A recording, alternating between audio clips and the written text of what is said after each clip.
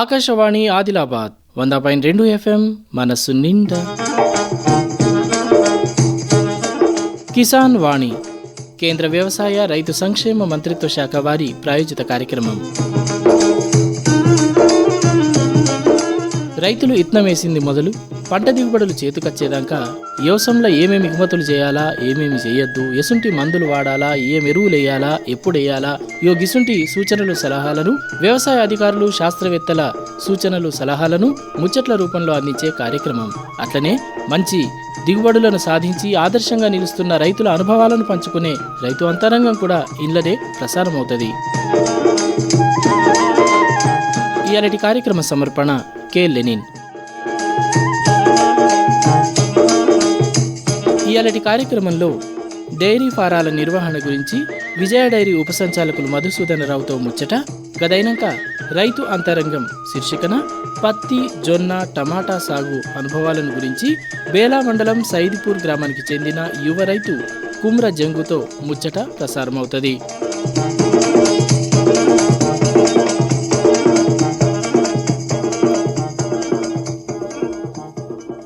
వాతావరణం. జిల్లాలో వాతావరణం పొడిగా ఉన్నది. గడిచిన 24 గంటల్లో నమోదైన ఎక్కువ ఉష్ణోగ్రత 37 డిగ్రీల సెల్సియస్, తక్కువ ఉష్ణోగ్రత 20 డిగ్రీల సెల్సియస్. గాలిల తేమ 17%. ఇక వచ్చే 24 గంటల్లో ప్రధానంగా ఎండగా ఉంటుంది. అంతకుమించి వాతావరణంలో చెప్పుకోదగ్గ మార్పేమీ ఉండబోదు. వాతావరణ సూచన ఇన్నరు. ఇప్పుడు మార్కెట్ ధరలు.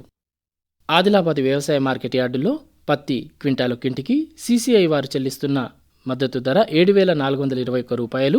ప్రైవేటు కొనుగోలుదారులు చెల్లిస్తున్న ధర క్వింటాలొక్కింటికి 6,900 రూపాయలు. మార్కెట్ ధరలు విన్నారు.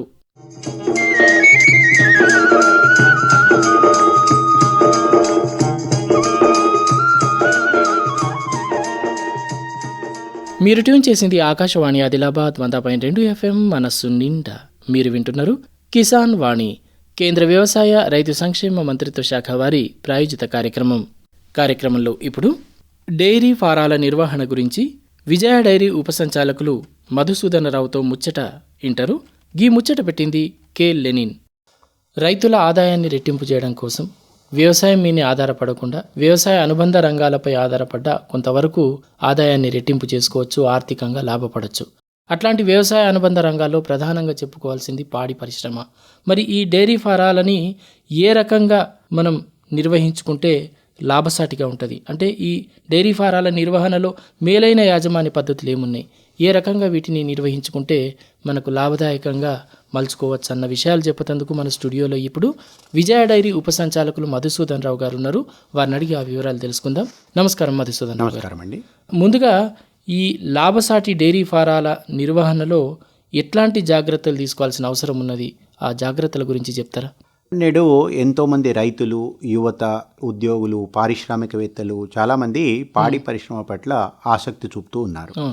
ఇందులో కొంతమంది పులిని చూసి నక్క వాత పెట్టుకున్నట్లు మరికొందరు ఆరంభ శూరత్వంతో డైరీ ఫారాలని ప్రారంభించేవారు కూడా ఉన్నారు. అంటే చాలా వరకు పెట్టుబడి పెట్టగలుగుతారు, కానీ వాళ్ళు సొంతంగా డైరీ పైన ఎలాంటి అవగాహన లేకుండా డైరీ పరిశ్రమలో దిగుతున్నారు.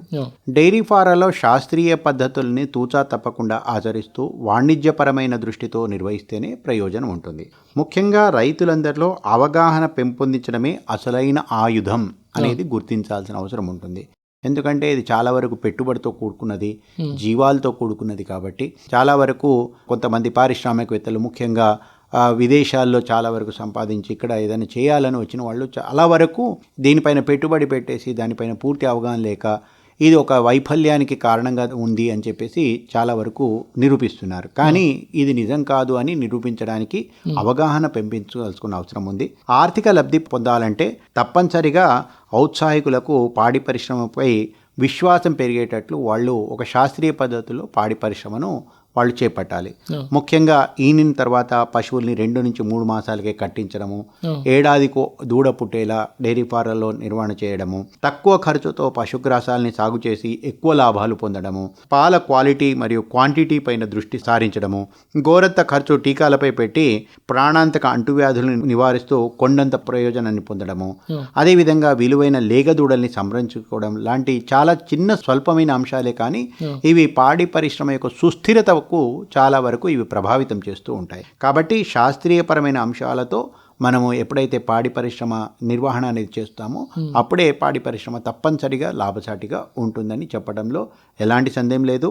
ఈ విధంగా చాలా విజయవంతంగా డైరీ ఫారాలు చేసేవాళ్ళు మనము ఉమ్మడి ఆదిలాబాద్ జిల్లాలో చాలామంది రైతులు ఉన్నారు. అదేవిధంగా చాలా వరకు దీనిపైన అవగాహన లేక పాడి పరిశ్రమను పెట్టి మరి కొద్ది రోజుల్లోనే దాన్ని మూసేసిన వాళ్ళు కూడా ఉన్నారు. కాబట్టి వైఫల్యాలను దృష్టిలో పెట్టుకొని వారు ఎక్కడ వైఫల్యం చెందారో తెలుసుకొని అలాంటి చోట మనం తప్పనిసరిగా దృష్టి సారిస్తే పాడి పరిశ్రమ అనేది తప్పనిసరిగా లాభసాటిగా ఉంటుందండి. అయితే ఎవరైనా ఆసక్తి ఉండి డైరీ ఫారాలు పెట్టాలనుకుంటే, కొత్తగా డైరీ ఫారాలు పెట్టాలనుకున్న వాళ్ళు కనీసం తెలుసుకోవాల్సిన విషయాలు ఏముంటాయి, అంటే ముందుగా తెలుసుకోవాల్సిన విషయాలు వాటి గురించి చెప్తారా? ముఖ్యంగా పాడి పశువులు ఎవరైతే నిర్వహణ చేయాలనుకుంటారో వాళ్ళు గేదెలు పెంచాలా ఆవులు పెంచాలా అనే దానిపైన ముందు ఒక స్పష్టత రావాలి. ఆ తర్వాతనే, ఎందుకంటే మార్కెట్ సౌకర్యాన్ని బట్టి అక్కడ వాళ్ళు చేసే నిర్వహణ పద్ధతులను బట్టి మరి అక్కడ దానికి నిర్వహణ భారం కావచ్చు, అదేవిధంగా పనివారుల యొక్క అందుబాటు కావచ్చు, ఇలాంటి చాలా అంశాలను దృష్టిలో పెట్టుకొని ముందుగా పాడి పరిశ్రమ పైన ఒక చక్కని నిర్దిష్టమైన అవగాహనకు వచ్చిన తర్వాతనే డైరీ ఫారం అనేది పెట్టాలి. ఇక ముఖ్యంగా దానికి ఎప్పుడైతే రుణాల పరంగా పోతామో చాలా వరకు బ్యాంక్ ద్వారా PMEGP అనే రుణాలు ఉన్నాయి. అదేవిధంగా స్టేట్ బ్యాంక్ ఆఫ్ ఇండియాలో స్టార్టప్ ఇండియా అని చెప్పేసి ₹1,00,00,000 వరకు కూడా రుణాలు లభిస్తున్నాయి. బ్యాంక్ వాళ్ళు రుణాలు ఇవ్వడానికి సిద్ధంగా ఉన్నారు. కానీ అలాంటి రుణాలను తీసుకొని సద్వినియోగం చేసుకొని అదేవిధంగా దాన్ని తప్పనిసరిగా దానికి కావాల్సిన కిస్తులు ఏవైతే ఉన్నాయో అది వెళ్ళేలా మరి వీళ్ళకు కూడా కొద్ది మిగులు అయ్యేలా చేసుకోవాల్సి అంటే డైరీ ఫారాలని తప్పనిసరిగా శాస్త్రీయ పద్ధతిలో నడపాల్సి ఉంటుంది. దీనివల్ల ముఖ్యంగా సంవత్సరం పొడుగునా రెగ్యులర్గా ఆదాయం లభిస్తూ ఉంటుంది. అదేవిధంగా పాల వినియోగం కూడా చాలా వరకు రోజు రోజుకు చాలా పెరుగుతుంది, డిమాండ్ కూడా చాలా పెరుగుతుంది. అదేవిధంగా ఒకవేళ మంచి శాస్త్రీయ పద్ధతిలో పాల ఉత్పత్తి చేస్తే విదేశీ ఎగుమతులకు కూడా మంచి ప్రోత్సాహకరంగా ఉంది. అదేవిధంగా ప్రభుత్వ పరంగా కూడా చాలా వరకు చేయుతుంది. అంటే ముఖ్యంగా ఇందిరా మహిళా శక్తిలో భాగంగా మహిళలకు కూడా ఈ డైరీ ఫారాలు ఏర్పాటు చేయడానికి కూడా పాడి పశువులకు రుణాలు అందిస్తున్నారు. అదేవిధంగా ముఖ్యంగా స్టేట్ బ్యాంక్ ఆఫ్ ఇండియా కానీ తెలంగాణ గ్రామీణ బ్యాంక్ కానీ ఇలాంటి బ్యాంకులు పాడి పశువుల రుణాల కోసం ఇవ్వడానికి ఎప్పుడు సంసిద్ధంగా ఉన్నాయి. కాబట్టి ముఖ్యంగా పాడి రైతుల్లో ఒక అంకిత భావము, అదేవిధంగా చక్కగా నేను చేయగలను అనే దృఢ విశ్వాసంతో పాడి పరిశ్రమను వైపు దిగాలి. అదేవిధంగా పశుగ్రాసాల పెంపకం పైన కూడా దృష్టి సారించాలి. అదేవిధంగా దాన్ని లాభసాటిగా పాడి పరిశ్రమ నడపడానికి పాడి పశువుల యొక్క నిర్వహణలో మంచి మెలకువలు కూడా తెలుసుకోవడానికి మంచి డైరీ ఫారాలను సందర్శించడము, పాడి రైతులతో ఎప్పటికప్పుడు మాట్లాడడము, పశు వైద్యుల యొక్క సలహాలు తీసుకోవడము, ఇలాంటివి చేసుకుంటూ ఉంటే తప్పనిసరిగా పాడి పరిశ్రమ అనేది లాభసాటిగా ఉంటుంది. అంతేకాకుండా ముఖ్యంగా చాలా ముఖ్యమైన విషయం ఏంటంటే మార్కెటింగ్ సౌకర్యం గురించి కూడా తప్పనిసరిగా పాడి రైతులు మరి ఎక్కడ పోయాలి, పాలకు ఎలాంటి మార్కెటింగ్ కల్పించుకోవాలి అనే విషయాలపైన జాగ్రత్తలు తీసుకుంటే పాడి పరిశ్రమ తప్పనిసరిగా సుస్థిరంగా నడుస్తుంది. అదేవిధంగా పాడి రైతుకు అది లాభసాటిగా కూడా పరిగణిస్తుందండి. అయితే ఇప్పుడు ఈ డైరీ ఫారాలు పెట్టి నడుపుతున్నప్పుడు ఇందులో పెట్టాల్సిన ముఖ్యమైన రికార్డులు ఏముంటాయి, ఎలాంటి రికార్డులు పెట్టాల్సి ఉంటుంది? ముఖ్యంగా పాడి పశువులకు ఎప్పుడైతే మనము రికార్డుల పరంగా చూసినప్పుడు తప్పనిసరిగా పాల ఉత్పత్తి రికార్డులు కావచ్చు, ఇలాంటి తప్పనిసరిగా పెట్టాలి. అంతేకాకుండా ముఖ్యంగా పాడి పశువుల యొక్క నిర్వహణ దాని గురించి, ఉత్పాదక శక్తి గురించి, మేత వినియోగం గురించి, వ్యాధుల వివరాలు తెలిపేవి, అదేవిధంగా పునరుత్పత్తి అంటే ఎప్పుడు ఈనింది, ఎన్నో ఈత అనే విషయం తెలుసుకోవడానికి, దీని అన్నిటికీ తెలుసుకోవాలంటే రికార్డులు అనేది ఉండడం చాలా అవసరము. అదేవిధంగా పాడి పశువుల పోషణ, లాభ నష్టాలు కూడా అంచనా వేయడానికి ఈ రికార్డులు ఉపయోగపడతాయి. కాబట్టి ముఖ్యంగా డైరీ ఫారాల్లో నిర్వహించాల్సిన రికార్డులు 2 రకాలుగా ఉంటాయి. అది ఒకటి సాంకేతిక పరమైనవి, రెండవది వాణిజ్యపరమైనవి. అందులో ముఖ్యంగా పశువుల పుట్టుక కావచ్చు, కొనుగోలు కావచ్చు, అమ్మకం, స్టాకు మొదలైన వాటి రిజిస్టర్ ఒకటి, పశువుల పునరుత్పత్తి రిజిస్టరు, అదేవిధంగా పశువుల ఆరోగ్య రిజిస్టరు, రోజువారీ దాణా రిజిస్టర్, ఎంత ఖర్చు పెడుతున్నాం అంటే చాలామంది మనకు లీటర్కు ఎంత ఖర్చు వస్తుంది అనేది అడుగుతుంటారు. అలాంటప్పుడు ఎంతవరకు మనం దాణా పెడుతున్నాం, ఎంతవరకు పశుగ్రాసాలు పెడుతున్నాం, ఎంతవరకు మినరల్ మిక్చర్ పెడుతున్నాం. ఊరికే చాలామంది దానికి కావాల్సిన దానికంటే ఎక్కువ పెట్టేసి సార్ మాకు ఇది నష్టంగా ఉంది అని అంటారు. కాబట్టి దాణా ఎంత పెడుతున్నాం అనేది, అదేవిధంగా రోజువారీ పాల దిగుబడి ఎంత ఉంది, దానివల్ల మనకు ఎంత అమ్మకం అవుతుంది, ఎంత మనకు మిగులు అవుతుంది, ఎంతవరకు దానివల్ల మనకు ఆదాయం వస్తుంది, అదేవిధంగా లేగ దూడలు యొక్క రిజిస్టరు, ఎన్ని దూడలు పుట్టినాయి, ఆ తర్వాత లేగదూడల యొక్క ఆరోగ్యం ఎలా ఉంది, ఆ తర్వాత పేయలు పడ్డల యొక్క ఎదుగుదల ఎలా ఉంది అనే దానిపైన రిజిస్టరు, పశుగ్రాసాల సాగు దిగుబడి ఖర్చుల యొక్క వివరాలు, ఆ తర్వాత రోజువారీ ఆదాయాలు ఖర్చుల యొక్క రిజిస్టరు, ఆ తర్వాత లేబర్ ఎవరైనా కార్మికులు ఉంటారో వాళ్ళ యొక్క హాజరీ పట్టిక, ఇలాంటివి మనం కనుక తప్పనిసరిగా రికార్డులు కనుక మెయింటైన్ చేసినట్టయితే డైరీ ఫారాల్లో ఒక పద్ధతి ప్రకారంగా ఒక లెక్క ప్రకారంగా మనము పాడి ద్వారా లాభం ఉందా నష్టం ఉందా అనేది మనము బేరీజు వేసుకోవడానికి అవకాశం ఉంటుందండి. అయితే ఇప్పుడు ఈ డైరీ ఫారాల మీద ఆసక్తి ఉండి ఈ రంగంలోకి వచ్చిన వాళ్ళు ఈ డైరీ ఫారాలని నిర్వహించడంలో పాటించడానికి ఉన్న మేలైన యాజమాన్య పద్ధతులు ఏమైనా ఉన్నాయా? ఉంటే ఆ మేలైన యాజమాన్య పద్ధతుల గురించి వివరిస్తారా? ముఖ్యంగా మనం ఇంతకుముందే చెప్పుకున్నట్టు పశుగ్రాసాల యొక్క పెంపకం పైన మంచి అవగాహన కలిగి ఉండాలి. ముఖ్యంగా పశుగ్రాసాలు అనగానే కేవలం గడ్డి రకాలే కాకుండా దానికి కావలసిన పప్పు జాతి పశుగ్రాసాల గురించి, ఆ తర్వాత పశుగ్రాస విత్తనాల లభ్యత దాని గురించి, ఆ తర్వాత పశు వైద్య సౌకర్యాలు ముఖ్యంగా పశు వైద్యం కావచ్చు, అదే పశువుల బీమా కావచ్చు, ఇలాంటివన్నిటి కూడా తప్పనిసరిగా జాగ్రత్తలు తీసుకోవాలి. ఆ తర్వాత నాసి రకమైన పశువులను మంద నుంచి తొలగించడం అనే దానిపైన జాగ్రత్తలు తీసుకోవాలి. పాలు పితకడం అనేది కూడా ఒక మంచి కళ కాబట్టి, అంటే చాలామంది రైతులు దగ్గర పనిచేసే పనివారులు మాకు వాతం వస్తుంది అని చెప్పేసి పూర్తిగా పాలు పిండకుండా వదిలేస్తూ ఉంటారు.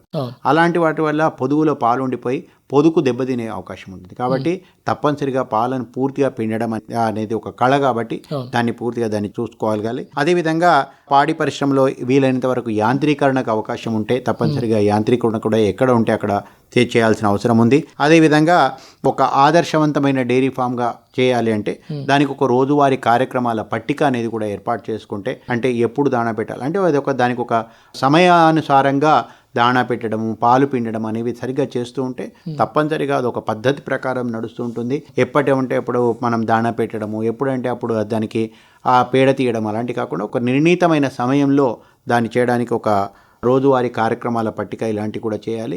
అదేవిధంగా ముఖ్యంగా పాలను కలుషితం కాకుండా దాన్ని పరిశుభ్రమైన పాలు ఉత్పత్తి చేయడానికి దానికి కావాల్సిన జాగ్రత్తలు తీసుకోవడము, అదేవిధంగా పాలలో మరి వెన్న శాతం ఎంత వస్తుంది, పాలలో SNF అంటే వెన్నేతర ఘన పదార్థాలు ఎంత ఉన్నాయి అని చేసుకోవడము. ముఖ్యంగా పాలు మిగిలిపోయినప్పుడు దానితో ఎలాంటి పదార్థాలు మనం తయారు చేసుకొని మనము దాని యొక్క పాల యొక్క విలువ జోడింపు అనేది చేయొచ్చు, వాల్యూ అడిషన్ అనేది ఎలాగే చేయొచ్చు అనే దాని విషయాలపైన కూడా తెలుసుకోవాలి. అదేవిధంగా ముఖ్యంగా చాలా వరకు పాడి పశువులు ఉన్న వాళ్ళు ఈ యొక్క పేడను చాలా వరకు అమ్మేస్తూ ఉంటారు. కానీ విదేశాల్లో దీనికి చాలా డిమాండ్ ఉంది. మన యొక్క పాడి రైతుల యొక్క పొలాల్లో కూడా ఈ పేడను వేయడం వల్ల చాలా వరకు భూసారం అనేది కూడా పెరిగే అవకాశం ఉంటుంది. కాబట్టి చాలా వరకు ఈ పాల ఉత్పత్తితో పాటు పేడ కూడా ఒక ఉప్పు ఉత్పత్తిగా మనం గుర్తించినప్పుడు పాడి పరిశ్రమ తప్పనిసరిగా లాభసాటిగా ఉంటుందండి. అదేవిధంగా దేశీవాళీ ఆవులు కనుక పెంచేవాళ్ళు కనుక రైతులు ఉంటే అలాంటి వాటికి దేశీవాళీ ఆవుల యొక్క గోమూత్రం ఏదైతే ఉందో దానికి కూడా చాలా వరకు డిమాండ్ ఉంది.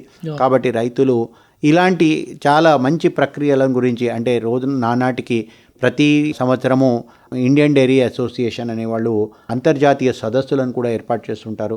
అక్కడ చాలా వరకు ప్రదర్శనలు జరుగుతుంటాయి.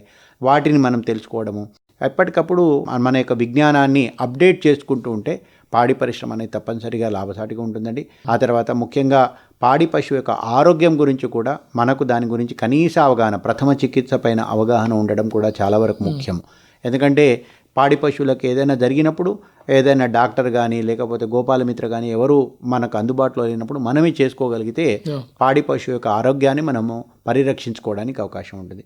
ఇలా చాలా రకాల అంశాలు ఉంటాయి. కాబట్టి అదేవిధంగా డైరీ షెడ్ల నిర్మాణం కావచ్చు, ఆ తర్వాత నీళ్ల యొక్క వసతి కావచ్చు, ఇలాంటి అనేక అంశాలపైన మనము చాలా వరకు జాగ్రత్తలు తీసుకోవాల్సిన అవసరం ఉంటుంది. దానివల్లనే పాడి పరిశ్రమ అనేది సుస్థిరంగా లాభసాటిగా నడిచే అవకాశం ఉంటుందండి. చాలా సంతోషం మధుసూదన్ రావు గారు. ముఖ్యంగా ఈ డైరీ ఫారాలని ఏ రకంగా నిర్వహించుకుంటే లాభసాటిగా మలుచుకోవచ్చు అనే దాన్ని చెప్పిండ్రు. అట్లాగే వీటి నిర్వహణలో మేలైన యాజమాన్య పద్ధతుల గురించిన సమాచారాన్ని కూడా అందజేసిండ్రు. ఇప్పటికే డైరీ రంగంలో ఉన్న పాడి రైతులతో పాటు ఆసక్తి ఉన్నవారు, ఈ రంగంపై ఆసక్తి ఉన్నవారు కూడా ఈ రంగంలోకి వచ్చి ఇప్పుడు మీరు చెప్పిన ఈ మేలైన యాజమాన్య పద్ధతుల్లో డైరీలని నిర్వహిస్తూ లాభసాటిగా మలుచుకుంటారని ఆశిస్తూ ఈ చక్కని సమాచారాన్ని తెలియజేసినందుకు మీకు ధన్యవాదాలు. నమస్కారం. నమస్కారం అండి. ఇప్పటిదాకా మీరు డైరీ ఫారాల నిర్వహణ గురించి విజయ డైరీ ఉపసంచాలకులు మధుసూదన్ రావుతో కె లెనిన్ పెట్టిన ముచ్చట విన్నారు. సర్వోత్తమ రైతు పురస్కారం లభించింది హరికి. హరి, మీ విజయ రహస్యం ఏమిటో చెప్పండి. రైతు మిత్రులారా, మీరు కూడా మీ పొలాల్లో అధిక పంటను పండించగలరు. అదెలా? ఎప్పుడు ఏ సమస్య వచ్చినా వెంటనే కలపండి ఈ నెంబరు 1800 ఇది ఎవరి నంబర్ బాబు? కిసాన్ కాల్ సెంటర్ది. అక్కడ విశేషజ్ఞులు మీ పొలం సమస్యలకు వెంటనే పరిష్కారం చెప్తారు. అదేంటయ్యా, విశేషజ్ఞులు అన్ని సమయాల్లోనూ దొరుకుతారా? తప్పకుండా దొరుకుతారు. ఏడాదిలో 365 రోజులును, అది కూడా ఉదయం 6 గంటల నుంచి రాత్రి 10 గంటల దాకా. మరైతే ఎక్కువసేపు మాట్లాడితే డబ్బు చాలా అవుతుందిగా. ఖర్చు లేనే లేదు. మొబైల్ పై గానీ ఇతర ఫోన్ తో కానీ కిసాన్ కాల్ సెంటర్ కి ఉచితంగా కాల్ చేయవచ్చు. సలహాకి కూడా ఖర్చు ఉండదు. నిజంగా? 16 అనాల నిజం. రైతు సోదరులారా, పంట సమస్యల గురించి మీ భాషలో వెంటనే సమాధానం కోసం పూర్తి భారతదేశంలో ఏ ఫోన్ నుంచైనా జాతీయ హెల్ప్ లైన్ నంబర్ 1800-180-1551తో ఉచితంగా సంప్రదించండి. రైతు మిత్రుడు కిసాన్ కాల్ సెంటర్. ఇది ఆకాశవాణి ఆదిలాబాద్ 100.2 FM మనస్సు నిండా. మీరు వింటున్నారు కిసాన్ వాణి, కేంద్ర వ్యవసాయ రైతు సంక్షేమ మంత్రిత్వ శాఖ వారి ప్రాయోజిత కార్యక్రమంలో ఇప్పుడు రైతు అంతరంగం.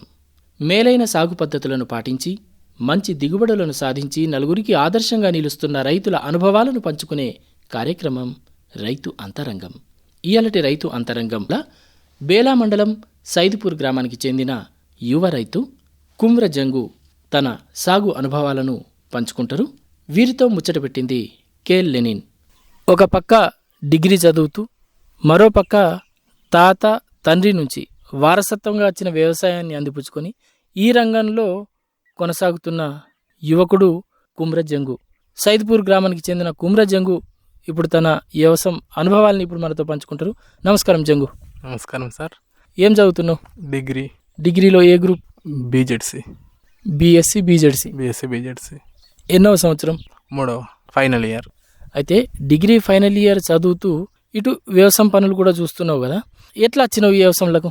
అంటే ఫస్ట్ మా తాతలు చేస్తుండే, ఆ తర్వాత ఇప్పుడు నాన్న వాళ్ళు చేస్తున్నారు. నాన్న వాళ్ళు చదువుకోలే, అయితే వ్యవసాయం చేస్తున్నారు. నాన్న వాళ్ళకు అందుబాటుగా హెల్ప్ చేస్తూ ఉంటాం. అంటే నాన్న చేస్తున్న వ్యవసాయం పనుల్లో చేదోడు వాదోడుగా ఉంటూ నీకైనా సాయం చేస్తున్నావు. అయితే ఏమేం పనులు చేస్తుంటావు నాన్నకు తోడుగా ఉంటూ ఈ వ్యవసాయంలో? అంటే అవి కలుపు తీసినప్పుడు గడ్డి చేస్తాం, ఇంకా ఇవి మన మందులు యూరియా కానీ ఏమన్నా కొట్టేడు ఉంటే కొడతాం. డవర్ ఉంటుంది కదా, డవర కొడతాం. ఇంకా ఎడ్లు ఉంటాయి, ఎడ్లు మేత కోస్తాం, మేత వేస్తాం, చూసుకుంటుంటాం. ఇంకా ఇవి సోలార్ పెట్టినాం సార్, పందులు వస్తాయి, అవి కొంచెం చెకింగ్ చేసుకుంటుంటాం. నైట్ ఆన్ చేస్తాం, డే ఆఫ్ చేస్తాం. అయితే ఎన్నేళ్ళ నుంచి ఇట్లా వ్యవసాయం పనులు చేసుడు సురేష్ను? మేమా ఇప్పుడు అంటే ఇప్పటికి మాకు మేమంటే 3 years అవుతుంది. అబ్బాయిలమంటే అన్న నుంచి నేను, లేకపోతే ఫస్ట్ నాన్న వాళ్ళు చేస్తుండే. అంటే ఇప్పుడు నీతో పాటు మీ అన్నయ్య కూడా ఇందులో వ్యవసాయంలోనే ఉన్నాడా? వ్యవసాయం.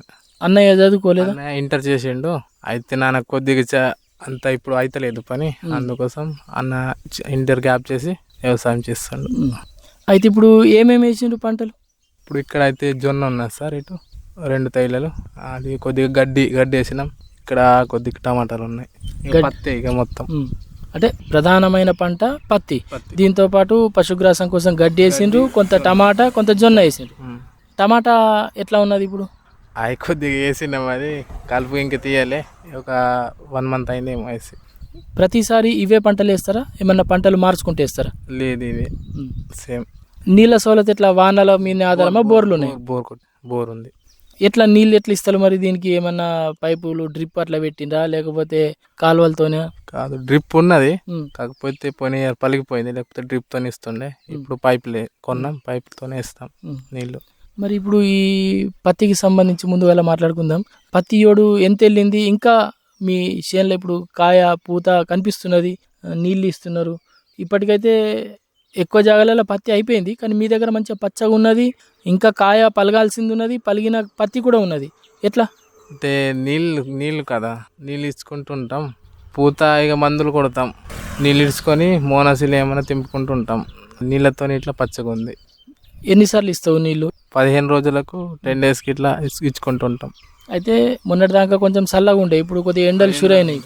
ఎండలు ఉన్నాయి, అందుకోసం నీళ్ళు ఇచ్చుకుంటూ ఉంటాం. నీళ్ళు ఎంతవరకు వెళ్తే అంతవరకు. ఇప్పుడు ఈ కాయ ఎప్పటిదాకా పలగచ్చు, ఇంకా ఎంతవరకు వెళ్తుంది పత్తి, ఇప్పటిదాకా ఏం తెలియంది? ఇప్పటిదాకా అయితే దీంట్లో అయితే 2 చేనులు ఉండే, ఇప్పుడు అది ఇడిచిపెట్టినాం. అంటే ఇది ఒక్కటి ఇప్పుడు ఉంది, ఇది ఒక్కటి అది ఒక్కటి. దీంట్లో 20 వెళ్ళింది, దాంట్లో 15 వెళ్ళింది. అంటే ఇప్పుడు ఇక నీళ్ళు ఇడిచి ఉన్నది, ఇక ఎంత వెళ్తే అంతే. అంత ఏం ఇక చూడం ఇంత వెళ్ళాలని. అంటే ఇంత వెళ్తుంది అనేది ఏం లేదు, ఎంత వెళ్ళినా ఎంత వెళ్తే అంత. ఎట్లా మరి వెళ్ళిన పత్తి మంచిగా నాణ్యత ఉన్నదా, ధర మంచిగా వచ్చిందా? ధర అయితే అంత ఏం లేదు, పత్తి వెళ్ళింది కానీ అంత వజన్ ఏం లేదు. ఎంత 7,000 ఏమో పోయింది క్వింటాల్ అంతే. ఎందుకు తేమ ఎక్కువ ఉండేనా? అట్లా ఇక ప్రైవేట్ కొద్దిగా ఒక సైడ్ ఏమో ప్రైవేట్, ఒక సైడ్ శ్రీసాయిలో కూడా అంతే. ప్రైవేట్లో కొంచెం ఎక్కువ ఉంది కానీ దాంట్లో కూడా కొద్దిగా నీళ్ళు కొట్టి పోతే ఏమో తక్కువ మాయిచలు చూపెడుతుండే, డబ్బులు తక్కువ వస్తాయి. అంటే ఇప్పుడు ఈ పత్తి చూస్తే ఖాతా పూత ఇంకా ఉన్నదా, మరి ఇంకా ఒక నెల 2 నెలల దాకా ఉంటుందా పంట? కాదు, ఒక 1 మంత్ అంతే. ఈ మార్చ్ మొత్తం అనుకో, ఇక మార్చి మొత్తం, ఈ మార్చి నెలాఖరు దాకా ఈ పత్తి పంట ఉంటుంది. అంతే. తర్వాత ఆయన తీసేస్తాం. ఇప్పుడు ఈ పంటను తీసేసినాక ఏం చేస్తారు? ఈ పత్తి పంట తీసినాక అంతే ఇక అంతే. మళ్ళీ ఈ భూమిలో ఏమైనా వేరే పంట ఏమైనా వేస్తారు? అయ్యాం ఫస్ట్ అంటే పోయిన వేస్తుండే కానీ ఇయర్ కొద్దిగా లేట్ అయింది, ప్రాబ్లమ్స్ వల్ల వేయాలి. లేకపోతే జనవరిలో వేస్తుండే మొత్తం, ఇక్కడ జొన్నను వేస్తుండే కానీ ఈసారి కొంచెం వేసినాం. ఇప్పుడు ఈ జొన్న ఎన్ని సంచులు వేసిండ్రు? ఇటు మూడు సంచులు ఉన్నాయి. ఏ రకం జొన్నలు వేసిండ్రు? పెద్ద జొన్నలా, చిన్న జొన్నలా? చిన్నవి. అంటే బాబాయ్, అంటే మొత్తంగా బాబాయ్ వాళ్ళు ఇటు సైడ్ వేసిండ్రు అంతే. వాళ్ళ దగ్గరనే కొద్దిగా తీసుకుంటాం, వాళ్ళకి కొద్దిగా సాయం చేసుకుంటాం, ఎంత ఇస్తాం. ఎట్లా మరి ఇప్పుడు ఈ జొన్న మీ అవసరాలకి సరిపోతుందా లేకపోతే బయట అమ్ముతారా? ఇక జొన్న కూడా ఎంత వెళ్తే అంతనే, కొద్దిగా ఇంకా కోసే వాళ్ళు ఉంటారు, జమ చేసి ఉంటారు, వాళ్ళకి పోతుంది. మిగిలితే తినడానికి ఎక్కువ ఉంచుతాం, ఇక అమ్ముడు కొద్దిగా ఒక 2 క్వింటాలు ఏమో అమ్ముతాం అంతే వెళ్తే. అంటే మంచి వెళ్తే బయట అమ్ముతారు, లేదంటే చేసిన వాళ్ళకు తినేటోళ్ళకి అంతే. ఏమంటే పశువులకు మేత కోసం వేసుడు అవుతుంది ఎక్కువ. ఇప్పుడు పశువుల మేత కోసం జొన్న వేసిండ్రు, సరే జొన్న పంట మీ అవసరాలకు ఉంచుకొని మిగతా అమ్ముతాం లేదా కూలి వాళ్ళకు కూడా ఇస్తామంటున్నారు. ఈ జొన్న కాకుండా పశువుల కోసం సపరేట్గా గడ్డి కూడా వేసింది కదా? అటు సైడ్ ఉంది వేసిన. అది ఏం రకం? అది లాల్గోడ అని గడ్డి, హైట్ అవుతుంది, వేస్తాం. బర్రెలు కూడా ఉన్నాయి, చిన్నవి, పాలు ఇస్తాక మార్నింగ్ తీసుకెళ్తాం. ఇప్పుడు ఇంకా కాలే కానీ కోయడానికి కొద్దిగా ఒక 10 days అవుతుంది. అంటే ఇప్పుడు మీకున్న బర్రెలకు ఇది మేతలాగా ఈ గడ్డి వేసి యూజ్ చేస్తాం ఆ గడ్డి. అంటే ఇప్పుడు ఈ గడ్డిని ఎట్లా గడ్డి కోసి ముక్కలు చేసేస్తారా, ఎట్లా వేస్తారు దాని అతనికి? సేమ్ దానికి ఇక 3 times వెళ్తుంది. ఫస్ట్ టైం కోసి ఉంచుతాం, మళ్ళీ ఇంక నీళ్ళు యూరియా వేస్తే ఒక 1.5 monthsకి మళ్ళీ వెళ్తుంది, మళ్ళీ కోస్తాం. 3 times అవుతుంది అంతే. ఇప్పుడు జొన్న ఏ దశలో ఉన్నది, ఎన్నొద్దులా ఈ పంట వేసి? 1 month అయింది జొన్న వేసి, ఇప్పుడు ఇంకా నీళ్ళు ఇడిసి ఉన్నది. ఎప్పటిదాకా వస్తుంది పంట చేతికి? అది ఇక April, May అనుకో, ఇక ఫస్ట్ దాకా పోతుంది, ఫస్ట్ వీక్ దాకా. ఇప్పుడే ఈ పంటలు వేసిందా, ఇంతకు ముందు కూడా ఇవే పంటలు వేసిందా? సేమ్ ఇట్లానే. ఫస్ట్ మొత్తం పత్తి ఉంటుంది, ఆ తర్వాత ఒక జనవరి వచ్చేదాకా పత్తి ఉంటుంది. ఏదన్నా 1 side తీసేస్తాం, జొన్నలు అవి వేసేస్తాం అంతే. మరి ఒక టమాటా కూరగాయల పంట ఇది ఒకటే వేస్తారా, ఇంకా వేరే కూరగాయలు కూడా వేస్తారా? ఇంతే, టమాటాలు కొద్దిగా వంకాయలు ఉన్నాయి, అది తినడానికి ఓన్లీ అంతే, ఏదో చిన్నగా. అంటే కూరగాయలు మీ అవసరాల కోసమే పండిస్తారు? మా అవసరాల కోసమే. ఇప్పుడు బర్రెలు కూడా ఉన్నాయన్నారు కదా, ఎన్ని ఉన్నాయి? అంటే మొత్తం ఒక 10 దాకా ఉన్నాయి, 10-12 అందరికి కలిపి. మా 2 ఉన్నాయి, చిన్నవి 4 ఉన్నాయి. ఎట్లా మరి పాలు అమ్ముతారా? అమ్ముతాం. ఇప్పుడు అంటే ఇక ఇని ఉండే ఫస్ట్, ఇప్పుడు ఇక పాలు ఇస్తలేవు, లేకపోతే ఒక 2-3 లీటర్లు ఇస్తాయి, 200-300 అవుతాయి మార్నింగ్ అమ్ముతే. ఎట్లా మీ ఊళ్ళోనే అమ్మేస్తారా లేకపోతే వేరే ఊర్లకు పంపిస్తారా? కాదు, మా ఊర్లోనే పెద్దగా ఉంది కదా ఊరు, అమ్ముతే వాళ్ళే వస్తారు మార్నింగ్, పాలు పిండి ఉంచుతాం. అంటే మీరు పాలు పిండి ఉంచితే మీ దగ్గరికి వచ్చి తీసుకొని పోతారు? అవును. ఎన్ని లీటర్ల దాకా వస్తాయి బర్రెలు, ఎన్ని లీటర్ల దాకా ఇస్తాయి పాలు? 2-3 లీటర్లు ఇస్తాయి ఒక్క బర్రె. అట్లా ఎన్ని బర్రెలు ఉన్నాయి? అట్లా అంటే ఇప్పుడు ఫస్ట్ అయితే చిన్న దూడలు ఇన్నినాయి అంటే ఒక 4-5 ఉన్నాయి పెద్దవి. అంటే మొత్తం కలిపి 10 అనుకో పెద్దవి, దాంట్లో ఒక ఇన్నినాయి 4-5 ఇస్తాయి, అవి పాలు ఇచ్చేటి 4-5, ఇక చిన్న పెద్ద కలిపితే ఒక 10 దాకా ఉంటాయి మొత్తం. మరి అవిటికి ఎట్లా సవలతులు చేసిన మరి ఉండేందుకు? కొట్టం బర్రెలెక్క కొట్టమని ఎక్కువ ఉన్నాయిగా, ఇంటి ముందు ఉంటాయి.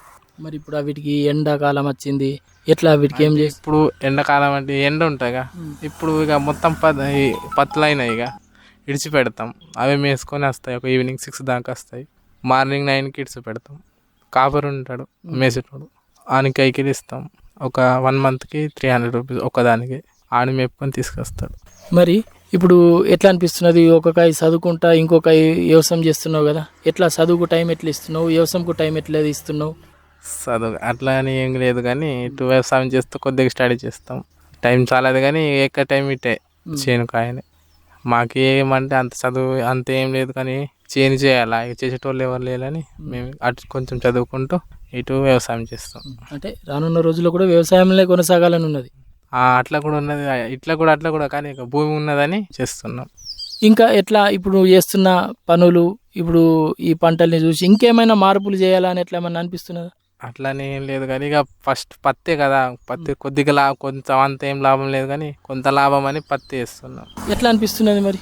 కొద్దిగా పత్తిలో కొద్దిగా లాసే, కానీ ఒక్కొక్క ఇయర్ మంచిగా వస్తుంది, ఒక్కొక్క ఇయర్ లాస్ వస్తుంది. పంట చేంజ్ చేద్దాం అనుకుంటున్నాం, కానీ ఏమో ఇక ఫస్ట్ కాదు. అందుకోసం మాకు కూడా అంత 2-3 ఇయర్స్ అవుతున్నది, అందుకోసం చేస్తలేము. ఇక కొంచెం కొద్దిగా ఆగి చేంజ్ చేస్తాం. సరే మరి జంగు, నేను చదువుకుంటున్నా, ఈ వ్యవసాయం పనులకు నేను ఎందుకు పోతా అని అనుకోకుండా తాత తండ్రుల నుంచి వస్తున్న వ్యవసాయాన్ని కొనసాగిస్తూ, ఒక పక్క చదువుకు ఇది అడ్డం కాదనుకుంటా చదువును కొనసాగిస్తూనే ఇటు వ్యవసాయంలో కూడా అనుభవాల్ని గడిస్తూ రకరకాల పంటల సాగులో నీకు తెలిసిన పనులు చేస్తూ పెద్దల సహకారంతో మరిన్ని పనుల్ని తెలుసుకొని చేస్తూ ఈ రంగంలో కొనసాగుతున్నావు. మరి రానున్న రోజుల్లో మంచి పంటల్ని ఎంచుకొని మంచి పంటలు సాగు చేసి ఆశాజనకంగా దిగుబడుల్ని సాధించి ఈ ప్రాంతంలో ఆదర్శంగా నిలవాలని ఆకాంక్షిస్తూ, ఇలా ప్రతి ఒక్క యువకుడు చదువుకొని ఉద్యోగం అనే అదే బాటలో పోకుండా ఉన్న భూమిలో రకరకాల పంటల్ని పండించి ఆదాయాన్ని సృష్టించుకొని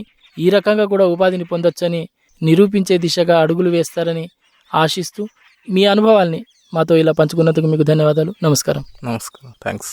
ఇప్పటిదాకా మీరు రైతు అంతరంగం శీర్షికన బేలా మండలం సయీద్పూర్ గ్రామానికి చెందిన యువ రైతు కుమ్ర జంగుతో ముచ్చటైనరు. ఈ ముచ్చట పెట్టింది కె లెనిన్. ఈ రైతు అంతరంగం మళ్ళా శనివారం, గురువారం 7:15కి కిసాన్ వాణి కార్యక్రమంలా, అట్లనే సోమవారం ఇల్లు వ్యవసాయం కార్యక్రమంలా 7:15కి ప్రసారమవుతుంది. శ్రోతలు, ఇయ్యాలటి కిసాన్ వాణి కార్యక్రమంలో మీరిన్న ఈ 2 ముచ్చట్లు ప్రసార సమయంలో వినలేకపోయిన శ్రోతల కోసం, అట్లనే మళ్ళా వినాలనుకున్న శ్రోతల కోసం ఈ 2 ముచ్చట్లను ఆకాశవాణి యూట్యూబ్ ఛానల్లో అందుబాటులో ఉంచుతుంది. మరి అవి వినాలంటే మా చిరునామా ఆకాశవాణి ఆదిలాబాద్ 100.2 FM. మీరుండే కాదు, మీ దోస్తులు చుట్టాలకు షేర్ చేయండి, లైక్ చేయండి, సబ్స్క్రైబ్ చేయడం మరకుండ్రి. ఇంతటితో ఇయ్యాలటి కిసాన్ వాణి కేంద్ర వ్యవసాయ రైతు సంక్షేమ మంత్రిత్వ శాఖ వారి ప్రాయోజిత కార్యక్రమం సమాప్తం. ఇయ్యాలటి కార్యక్రమ సమర్పణ కె లెనిన్.